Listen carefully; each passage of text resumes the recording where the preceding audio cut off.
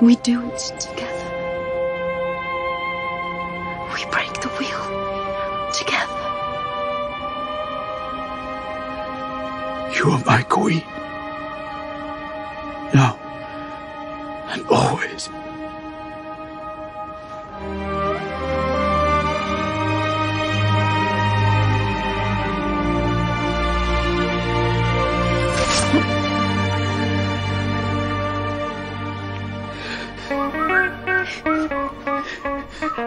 Ned Stark's son turns into the Queenslayer. This is spoilers. Hey now. Hey now. We got a small crew tonight, but it's not just a two-man weave like last week with me and Stevie. This week we have Pappy coming at us from Denver. How you doing, Pappy? Doing pretty great. And dude, huge shout out to you for basically putting all of season 8 on your back and editing every single one of these podcasts every week. That had to be a lot of work. Are you saying that because my voice seemed stilted or something at the beginning? No. No. Not at all. I appreciate and you all the hosted, effort. too. Yeah, it's a lot of work. Thank you. That other voice we hear chiming in there is Pixie Bomber. Are you out of Seattle again tonight? I am. Just a little north of Seattle. It was so sunny, I was in short sleeves. And that's really weird for our area. Sunny Seattle, that's what they call it. But we are all... this is kind of new. Like, we are recording this episode, for me, within minutes of having seen the finale. It's 11:20 Eastern right now. Did you guys just get off this? Have you had time to decompress at all? I finished about 50 minutes ago, but for the first time in my life, I read the leaks before the episode started, and they were beat for beat accurate, which I'm kind of glad that I was a little bit braced for it. We're at the end at this point. I was like, I don't even care anymore. I just want to see what's out there. Pixie, did you come into this with any spoilers? How did this leak? What did they announce? How it got leaked? I was unaware of it leaking. I heard on another podcast that there had been leaks reported for a couple weeks now, but this one source had been accurate the previous 2 or 3 episodes or so. So I was pretty confident what I was reading was going to be what happened. And like I said, I don't know. I'm done with it. so it didn't really bother me at all. But it was beat for beat accurate. Everything that was predicted in that website came true. I mean, it's tough because this season has kind of had 2 finales with the Night King dying, with Cersei dying. I didn't really even know what to anticipate going into this movie. Like, did you guys really care who ended up on the throne? Or, yeah, this episode. From before the beginning of the season, I had predicted Bran would take the throne. And what that looked like, how that looked, I didn't know. But do we have any proof of that? Yes, I sent it to you guys' Instagram. I don't remember seeing anything on Instagram. I don't know. I sent it to you guys privately on Instagram. I was in a pool and we had to predict who was going to die and who was going to be on the throne. And I put Bran down. And this was like the week before episode 1. And so as they were talking, I was getting so excited at my home. Here's the thing, though. I mean, Bran's not really on the throne when the throne's liquid, molten lava. It's the throne in concept rather than, ugh. It was a beautiful melting. Did Drogon know what he was doing? Was he intentionally like, fuck this throne and all the pain it's caused my I will mom? finish breaking the wheel. Or was he just like randomly shooting fire and the Iron Throne just happened to be in that path of his frustration? Well, let's build to that point, shall we, Pap? Pixie Bomber, why don't you start us off here? What does happen right off the bat? What is our first scene? Right off the bat, we have Tyrion walking through the City of Ashes, and it's close up on him, and so you just see him looking solemn and looking over the fallen city. And then there's a couple shots of, we notice that Jon is with him because you can see through the burned buildings and the crashed buildings. I mean, it was gorgeous. And then finally they get to a point and Tyrion says, I'm going in alone. Like, they reached the point of him going into the keep where he knew that his brother and sister were. I love how you say that it's gorgeous when they make a point to make it as morbid and gross as possible. There's like skeletons around. At one point, there's like a guy that walks by them with just like skin sloughing off him. I can't believe how much ash there is, too. It's like Ali Sheedy in the Breakfast Club levels of dandruff falling from the sky. It was the whole episode. I keep telling myself, it's not snow. It's not snow. So Tyrion finally gets the gold he's been looking for his whole life. Not really. He finds his brother's gold hand poking up against the rubble, and it was a sad scene, but it was a really cool shot, I thought, with, I don't know, Jaime and Cersei looking womb-ish. Yeah, they died in each other's arms, just like was always predicted. So, yeah, I didn't have a real problem with that. And, you know, Peter Dinklage is a pretty great actor. So through all of this, I think that like the emotion, especially he's conveying as he finds his brother, was really, really great to watch. What I found very unique about this episode is they were intentional in not having any score behind that first sequence. You could hear the footsteps, you could hear the bricks crumbling, but there wasn't any music until he reached the map room when he was ready to go down the stairs with the torch. Like, it was silent up until that point, and then there's this violin that slowly came through. And I thought it was really well done. It was Tyrion almost walked as fast across that map as characters moved throughout these past 2 seasons across the real world map. Pappy coming in with the jokes, but Sing. While Tyrion is walking down, Jon is kind of walking up, and he passes Grey Worm. Pap, you want to fill us in on this little convo? Is this where Grey Worm's executing the soldiers? Yeah, he's going ham. Yes, he sentenced them. Yeah, so Grey Worm and a bunch of Unsullied have Lannister soldiers on their knees, and he's getting ready to execute them. And I think it's Jon and Davos come up, and they're like, you can't do this. Like, how much more do you want them to surrender?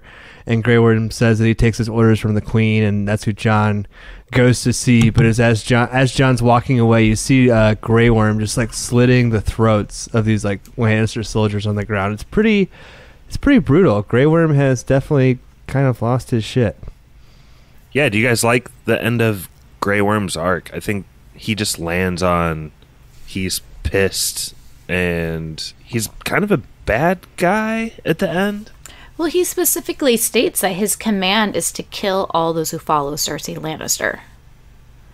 And he has true devotion to Dany. And then they have the shared grief on top of it. So I think it pushes him over the edge beyond how much he's been trained all those years. I guess that would be my complaint, though, because it feels like both him and Dany were pushed over the edge by, like, being spurned by one, or either losing their lover or being spurned by their lover. It just feels like you should have a little bit more fortitude than, like, you know, losing a significant other than going to, like, genocide of prisoners of war. That seems a little extreme. I think part of that is because they've been doing some really rushed storylines, and so we couldn't get the longer, which I was hoping for, the longer build to the Queen of the Ashes or the Mad Queen. Yeah, and so Jon continues on, and he does finally reach Dany. It actually starts with Arya in the background, and she sees Jon, and she sees all the men lined up, and they're lined up in front of this just broken building, and then going up the stairs again. There's side by side, they're all lined up, and then the greatest moment happens. The dragon just glides overhead, and Dany walks out with the dragon behind her. I want to get this as a screenshot for on my phone. Oh, and it looks like his wings are her wings, kind of, for a minute. His wings were an extension of her, just like how the dragons had been an extension of her throughout the whole series. And I think Jon realizes, like, oh, this isn't a good time to talk, because Dany pretty much steps to the edge of the steps and starts giving kind of a State of the general Union. Yeah, it's like a General Hux sort of speech. All remaining systems will bow to the First Order, and will remember this as the last day of the Republic. I was thinking First Order Adolf Hitler vibes for sure from the speech. She was speaking to all the troops, talking about how they gave her the 7 kingdoms and they kept their promises to her. And, well, she addresses Grey Worm and gives him a title. Free the world. And then Master of War. Master of War. And then she goes on to continue to tell him about how they're not going to lay down their spears until the world is free. And how something about the wheel. I never quite caught on to the whole wheel. Break the wheel. Gotta break it. Come on. And then you just still see Arya just watching from the side. So that, I think, is the big point, right, Pap? That she basically says, like, this is a never-ending war, so get ready. I don't... So what's her plan? Is her plan to go what's west of Westeros? She calls out, like, specific kingdoms in the 7 kingdoms, like Lannisport, or I guess cities, like Winterfell, that she wants to liberate them in a similar way, which I can only assume means burning all the people alive. Like, I just feel like for her character, all logic has gone out the window. Like, I don't... What is her plan? She has the Iron Throne. Like, what is she trying to do, Josh? I don't get it. Well, luckily, Tyrion comes up and he says, I may have freed my brother and committed treason, but you slaughtered a city, so you're a way worse person. And he throws his pin. It kind of like boomerangs back to him a little later in the episode, but he throws his hand of the kingpin down the steps, and the Unsullied like stop doing their little taps, and Dany says, take him away. But I think this is probably the first time Tyrion has actually accomplished something, is when Jon Snow comes and talks to him. Did you guys think this was a good scene between those two? Like, he accomplishes, I guess, convincing Jon Snow that he's got to kill his queen. I thought it was really good. I mean, for this episode, for the series, those have been like the 2 main protagonists in the books. Like, it's really Jon and Tyrion, kind of like, I think they probably have the most solo chapters. So to have them kind of having one final conversation to give Tyrion something to do, I think was good. I enjoyed the scene. Pixie, did you like it? I did. I watched it, and it just was Tyrion trying to have a conversation, and he led off with Varys was right. Like, he talked about his friend Varys, who we just saw die in the last episode. So he calls him his best friend in the whole world. Yeah, like they were close. And and that was actually when he touched him in the last episode. Like, nobody ever touches Varys because of him being a eunuch, but Tyrion made a point to touch him before he died. And so this just echoes back that depth of relationship they had, and Tyrion asking him the hard questions. And I love just the give and take, because he's known him, has seen him grow. And so I thought it was a good conversation for exposition and show character growth. I honestly just like the fact that Tyrion convinces someone to do something that matters and it goes down. It's just been a while. I thought the writing was pretty okay in that scene too. So, well, the writing hasn't been fantastic for the last 3 episodes. So, I mean, the barometer isn't that high right now. And I guess like what is the point that like tips Jon over the edge is when Tyrion like brings up his sisters, right? Like, yeah, I saw that too. Even as like the conversation is closing, Jon, I did kind of like that too. He's kind of channeling Ned in his blind devotion, not wanting to play the game. But it's like when Tyrion, says, "Hey, she's not only going to be a threat to you, but what about your sisters? Sansa will never bend the knee." That's kind of like the point that really sets Jon over the edge to kill Dany. Jon has this mindset that he doesn't get to choose and nobody else gets to choose. But Tyrion pushed back on him, saying Sansa doesn't want her as queen, and you have to choose. Let's finish out Sansa's storyline here, because her standoffedness and never wanting to yield kind of works out in the end here, because the fact that Jon knows she wouldn't back down puts him in this place to make a very hard decision. And what do you guys think about her ending up this free North queen? Well, I mean, it's like all of the Stark characters kind of get what they want in the end, and I think that like Sansa is kind of a good guy, but at the same time, like, she's very much kind of responsible for what went down at King's Landing. Like, had she not leaked that information to Tyrion, probably 2 steps down the road, Dany isn't burning all those people alive. So she's almost kind of like a neutral character who ended up doing like the best in all of this. I was thinking that the North would end up independent with the way they tried to be independent in the first season, and they're trying to echo back to that and get that back to that point.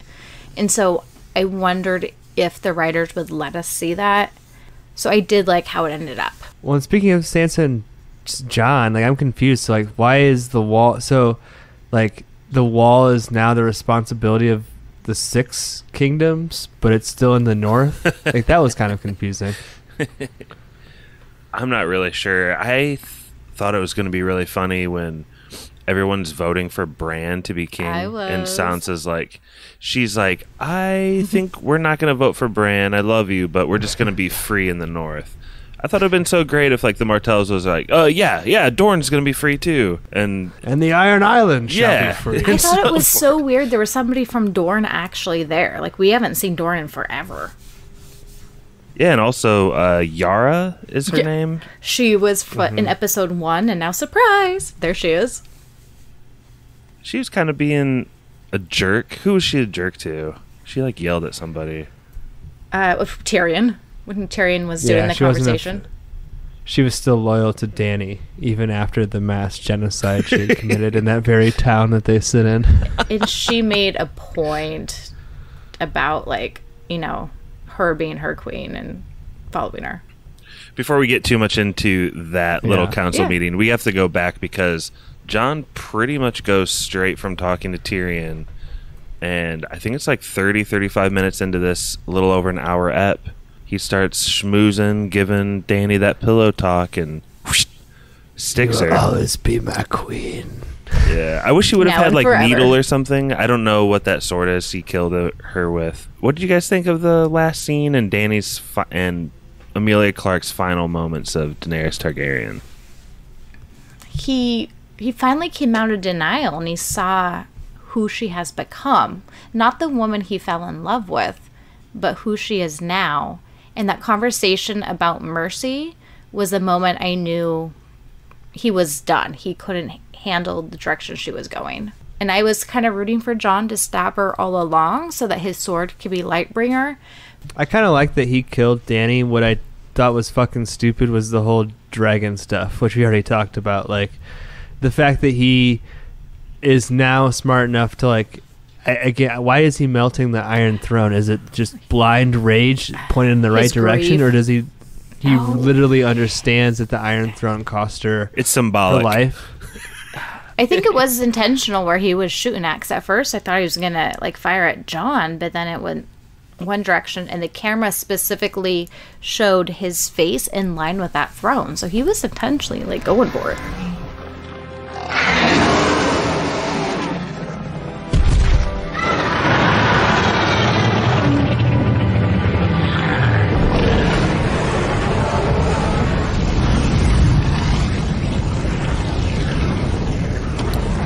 Yeah, so these dragons are way smarter than I ever realized. Jon kills Dany. Stabs her lovingly in the stomach. Yeah, as he's kind of being sad and bittersweet about it as she passes away, you hear Drogon coming, and he lands there, and you think he's going to melt Jon's face off, but then he just melts the throne, and he knows it's a symbol, and he needs to destroy it. I mean, it was precious how Drogon tried to nudge her awake and tried, like, you know, figure things out. Like, you saw him processing that. And that was where the CGI was really good with that moment. I'm glad you thought it was precious, because I thought it was an absolute waste of CGI budget for the dragon. I just thought it was so stupid. Like, it was too cute from the dragon at that point. Like, it would have been cool if he would have blasted Jon Snow with fire and he would have lived because he's a Targaryen, like the Night King did in that third episode. But, like, I don't know. This whole part just lost me. I was not a fan. This is why you need a woman on the episode sometimes to balance you out. The dragon got really humanized there towards the end. Like, it was basically doing Simba to Mufasa, like, wake up, Paw. Wake up, mother of dragons. But, like... I wasn't getting that. It's like the same move. Like, one paw, just moving her to the side, seeing if she'll wake up. I would have liked to see the dragon just, like, flip out. I'm not saying Jon Snow had to die, but maybe the throne gets accidentally blown up by the dragon, not this like focused rage. Moreover, I think I'd rather see Dany in some kind of like spiritual realm with like Khal Drogo or something, like show her like dying process. That would be more interesting to me than seeing like her body being carried away in a weird fist from the dragon. I don't know. And his claw like a fish. Yeah, you see her on like the ghost grass in the endless Dothraki sea or something like that. That would be nice. I would have liked that. She'll be queen of the dead. Whoa. She will be, because she must be queen. All this leads to, and this is behind the scenes, but I guess Jon gets arrested and thrown in jail. Treason, because he killed her. Was that really weird that they did that off screen? Nah. At one point he's... What value would have added if they showed it versus us just going there and knowing that's what happened? I would say there's no conversation about the fact that he is the rightful heir at any point. Nope. I would have liked to have seen that. I think I would have liked to see, that power struggle of you're arresting him on whose behalf, and would the rightful heir for the throne killed someone who just committed genocide. Like, there's some kind of debate I would think that would happen. I guess. I don't know. Maybe not with Grey Worm. Just running shit, but yeah. Grey Worm's running a pretty tight ship at this point, but... They haven't mentioned his heritage publicly at all. And Sam, who knew it, didn't say anything about his heritage either when it came to nomination time. But Sam knows, Bran knows, Sansa knows, Arya knows. But nobody said anything. Tyrion knows. Yeah, I don't know why they didn't. Yeah. It's kind of a big deal to talk about it. I mean, that's a big conversation in his heritage. I think they all knew heritage no longer matters because they wanted the right person. Well, but then again, like, what is the right person? Because a couple of episodes ago, Varys was saying that it mattered that Jon Snow was a man, that would help sway the major lords. But all of those quote-unquote major lords are in that council, in the Dragon Pit, and they're voting for a cripple to be king. Like, those two things don't really, like, jibe with me. Like, they seem pretty willing to let this little cripple boy, quote-unquote, become king. Does his physicality matter in him being able to be the king? Not to Teddy Roosevelt, but I would think as a symbol to the realm, probably. It helped Robert Baratheon. Who needs conformity? Let's be weird. Plus, you can't kill his story, Pap. I thought this was like kind of what D&D were trying to make the final deep point. Tyrion's whole pitch to make Bran king is that he has the best story. He's Bran the Broken. He was thrown out a window, survived. He goes north. He goes south. He's the three-eyed raven, even though no one knows what that means. And are we into that part now? Because I just want to mention, like, have you guys seen the movie Clue? Yes, I watched it recently. I loved it. Yeah, so like in the movie Clue, there's like multiple endings. You know what I mean? And they all kind of diverge from one point. When Tyrion's giving that speech, when he says, and who had the best story, literally they could have named any person almost on that council and it would have been fairly believable. Like, within reason. Like, he could have said, like, how does Arya not have the best story? Or Davos with everything he's been through. Davos. Or Sansa. Like, you could literally, like, you could just literally, like, ad-lib that speech from Tyrion in the second part. And be like, Arya came to Braavos and killed the Night King and... is death. She has the best story. But then Sansa's like, but Bran's dick is broken, so... Dude, it's like, why did you have to out him like that? That was messed up. It's not necessary. The boy who fell from a high tower and lived. He knew he'd never walk again, so he learned to fly. He crossed beyond the wall, a crippled boy, and became the three-eyed raven. He is our memory. The keeper of all our stories. The wars, weddings, births, massacres, famines, our triumphs, our defeats, our past. Who better to lead us into the future? Bran has no interest in ruling, and he can't father children. What was funnier was when Sam was trying to, like, convince, like, why is it just us? Let's represent the houses. And everyone was just tearing into Sam about it, talking about giving, like, horses votes and dogs votes now. He's proposing an open democracy is what he's doing, right? Correct. And he was shot down hard. That felt a little fan servicey to me, because that's something I've seen, like, floated out there quite a bit, that would be the end game. And, like, the fact that they even show, like, Sansa smiling at how stupid that is, it's like, I don't know. That felt like them reading Reddit and be like, guys, that's a stupid ending. One thing I thought this episode did well, though, speaking of Sansa smiling there, is bringing Game of Thrones back to that whole flat circle concept. It ends with lords and ladies, like, just bickering about their, like, little petty differences. I mean, the last shot we get of Tyrion is him being annoyed comically. Like, they might as well played the Curb Your Enthusiasm music, but they're, like, panning out, and, like, his small council is, like, talking about rebuilding brothels or not. The Master of Coin is willing to fund reconstruction.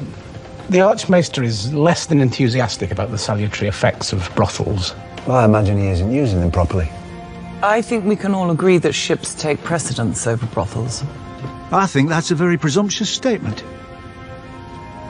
I once brought a jackass and a honeycomb into a brothel.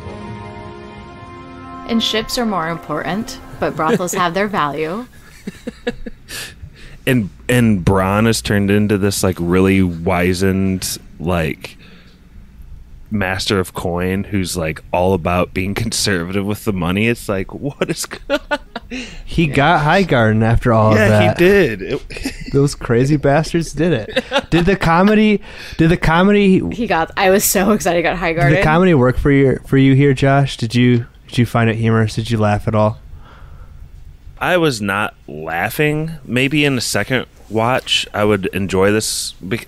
Being a series finale, I think there's a little tension where you just think anyone could possibly be knifed quickly, or quick violence that's going to be very jarring. But I did not laugh. But like I said, I did appreciate them coming back to that in some way. Did you not see that, Pap?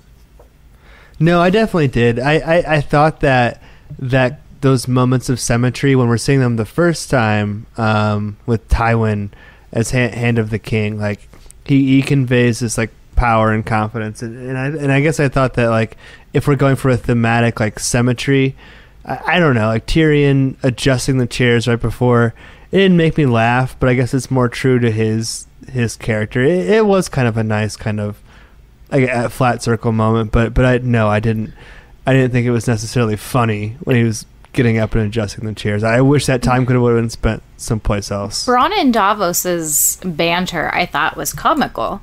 Like, they were being honest. It wasn't all stuffy like in season 1 where everybody was scared to say something. Like, they were truly just being themselves and having an open conversation. And Davos calls him Master of Coin and lofty titles. Lord Davos, we have an armada to rebuild and ports to repair. We have. These projects will begin as soon as the Master of Coin and Lord of Lofty Titles provides funding.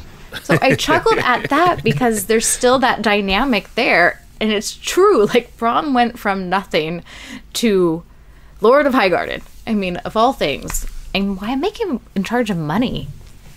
Like, even though he worked his way to get the biggest castle. Highgarden might have the most money at this point.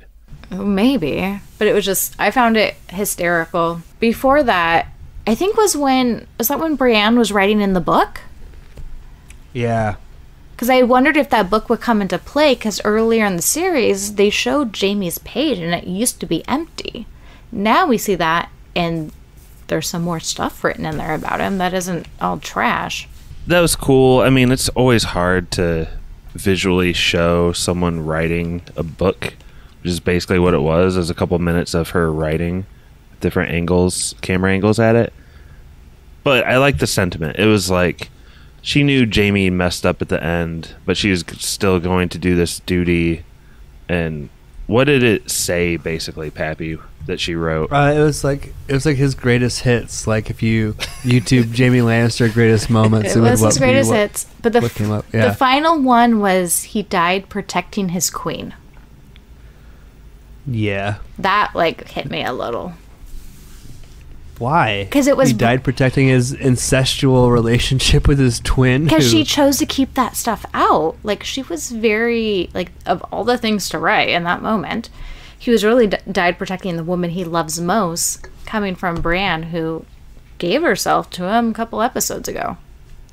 I mean, it shows a lot of class on Brienne's part, but again, I think that's also kind of like romanticizing what Jaime Lannister did in that moment, which was go to try and help the tyrant of King's Landing, who everyone agreed was a tyrant.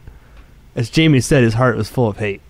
I think we've hit on all the major points. The last kind of series that this whole thing has is an edit where it goes between Jon, Arya, and Sansa. It was really edited well to give the symmetry to the whole thing. Sansa's being Queen of the North. Jon is being reunited with Ghost and Tormund and the rest of the deep North. I'm excited to see Ghost. It's great. Arya is becoming the next Euron Greyjoy on the high seas, basically. But she's going west, where there's no map. This edit did work for me, too. I thought it was pretty strong. It reminded me kind of the one that they did with Arya and the Hound last episode that I did not like. There wasn't like I wanted to just keep seeing the Hound and the Mountain fight, and I was frustrated they kept cutting away, but this one really seemed like, yeah, they're the three remaining Starks. Maybe they should have thrown Bran in there too. But Pappy, did it work for you? I mean, this is pretty much it for the series, right? Well, as the Hulk would say in Endgame, it's an absolute win for the Starks. They pretty much, all the ones who were left alive got literally everything they always wanted. So yeah, I think it did work pretty well. I think it makes sense where all the characters end up, and like I think I could even see that kind of being a bullet point from George. That might be really how the books end. I would say that Bran probably bothers me the most of how the Starks kind of end up, but that final montage with Arya on the boat, like when Arya went to Bravos, that was one of my favorite moments of the whole series, and that it reminded me of that. So everything they've done with her character I've really liked. I love the sequence the most. It was in 3 threes, and so each one had a different aspect of where the trajectory was going, and then slowly through the sequence the theme from the show was slowly building. You just got light musical notes of it, and then there's a little more fullness to it as it carried with them. So they all three were building at the same time with the music, and then the last shots were like where they were walking through people. It was just beautifully done with the way they had it. And Pixie, you always talk about the costumes too. I feel like the costumes that those three end up to are really great. Like Arya in like kind of like a sailor looking thing, like Jon Snow in like a cloak that was reminiscent of like season 4, season 5 when he's first getting together with the wildlings, and Sansa, she was like more like a dark dress kind of, right? Like she was. It was a dark regal gown. Yeah. It wasn't as armored as she has been in the past, so it shows a little bit about her not being as protected with everything, more settled into who she is. But it was, I even dressed up tonight watching the show. Like, the costumes are been just amazing throughout, and there's this one scene where Sansa's putting her arm in the sleeve, and you can see the detail of the sleeve, which you can't always see it, even though the people that make the costumes, I know they put in so much work into it. So for me, it was like one of those happy moments to see it. Podrick is also alive, and I think he's part of the Kingsguard, and he's kind of like Bran's personal protector and driver. Pusher cool of his chair. Yeah, that was awesome. Which, as a member of the Kingsguard, he's probably not able to leverage some of his greatest talents anymore. You mean having sex with women? Well, I was trying to be, subtle, but yeah. I'm not. Bang in some. Yeah, I'll go first with yes or no's. I think this episode was one of the strongest of the season. I don't think they really like fumbled this ending that bad. I don't think this is like the worst episode. This leak that Pappy showed me and I'm now reading after makes everyone seem kind of like huge jerks that are just like ripping on it before they even see the final visuals. I've said it before and I'll say it again, but since they lost source material between seasons 5 and 6, this show has not been the same. But this episode's a yes, and it's good to see where all the characters end up, and it's a lot happier than I would have ever thought to even hope for. So that's cool. I was kind of holding my breath before this episode, so sigh of relief. Another sigh of relief for not having to edit more Game of Thrones episodes during this stretch. Pixie, you want to give us your yes or no? Going in for this episode, I had no expectations with how frustrated and disappointed I was for the last 2 episodes. And we had the same writing team. So knowing that, I just didn't, I don't know, I was going in with a meh. But it ended up being a yes in some things, a soft yes in others. So I kind of fall somewhere in between with how we ended up. And I was right all along with Bran. There's no throne. He is the king, despite the fact he's not on the throne. I still take my win, even though it's melted with my heart. It's because they didn't have the books and that guidance. The season did suffer, and we got what the writers wanted, not necessarily what was R.R. Martin was going for. And so that was kind of my hesitation. And this whole season felt rushed to get to this episode and rushed to get to episode 3. But overall, I'm happy with the ending, and I don't know what I'm going to do now. Start watching movies. Happy. Oh, you know I do. I'm so glad Game of Thrones is done. Yeah, Josh, big shout out to you for editing all these episodes during the stretch. They've hopefully, yeah, if you like this, our Indiana Jones episode is up right now. Get into our movie game episodes. But no, this is a no for me. There was some nice spots, some good character moments, but there's so much stupid shit in this episode, you guys. Like, the fact that Bran gets it because, quote, he has the best story. And I don't know why Tyrion as a prisoner is in the position to be making these, like, demands and these laws. It's so ridiculous. Everyone has heard enough words from you. You're right. And no one's any better for it. Drogon, again, like, coming in, melting the Iron Throne, like, somehow gaining more sentience than he's had in the entire series was freaking dumb and rushed. Like, all of this should have been 2 or 3 episodes at least in, like, old Game of Thrones, and it just rushed through it so quickly. I don't have any complaints as far as where the characters end up, but, like, I mean, Dany goes full Hitler, full General Hux here, and it just didn't feel earned. We'll bring an end to the Senate. Her killing didn't really have any emotional resonance, so I'm glad it's done. I kind of want to go back and watch some of the season 1 to remember, like, you know, old Game of Thrones, but it's a soft no for me for the Game of Thrones finale. I love what you said about going to watch season 1, and kind of a parting question here, you guys, and we'll start with Pixie Bomber Renee. As you look back and we say goodbye to Game of Thrones, what is, like, one memory that'll just stick out to you from watching the show over the years? Red Wedding. Emotionally destroyed me, but I have this weird love of violence, so it's just a moment of, and that's where the Hound and Arya began their journey, and that's where a lot of other people's journeys end. But that one really struck me. But going back to the first 2 episodes I watched of this, I knew something was different in the writing and the set development and the costumes. Like, I was floored, and I was hooked from the beginning, watching every week that I could. And so it's those 2. Pappy, you got any that stick out? Oh yeah, my number one moment I always remember. It's actually kind of not maybe the most conventional one, but it's when Jaime got his hand cut off.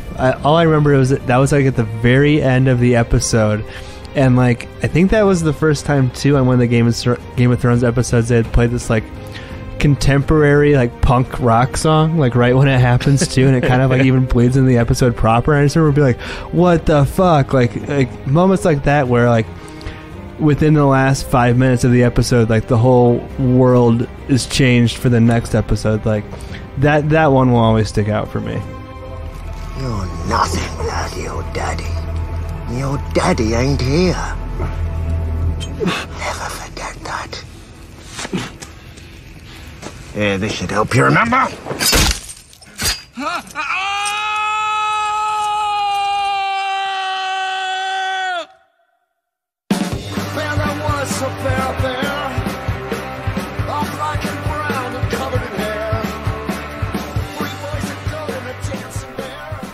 I'll always remember when Ed Sheeran showed up. Oh, no.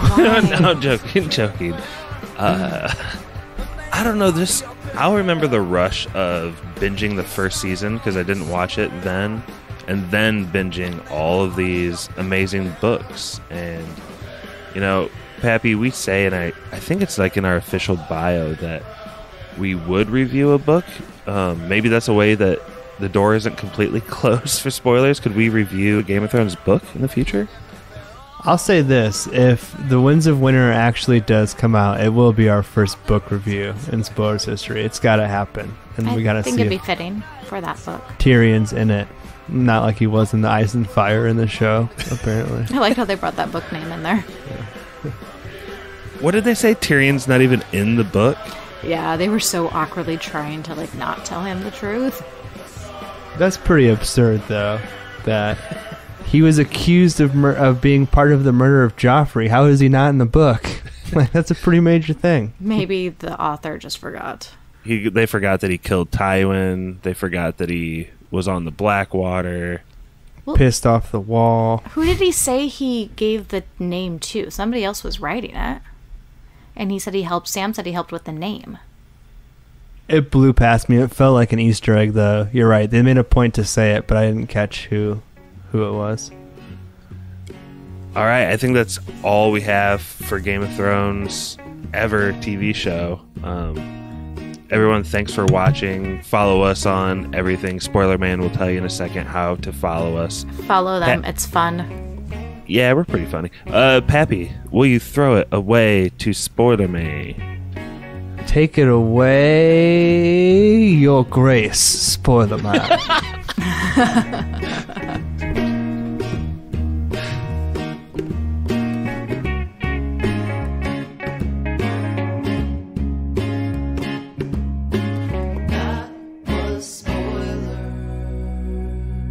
Spoiler Man here. Our email is podcastspoilers@gmail.com. Twitter is @spoilers_pod. Our Instagram is podcast spoilers. It's lit.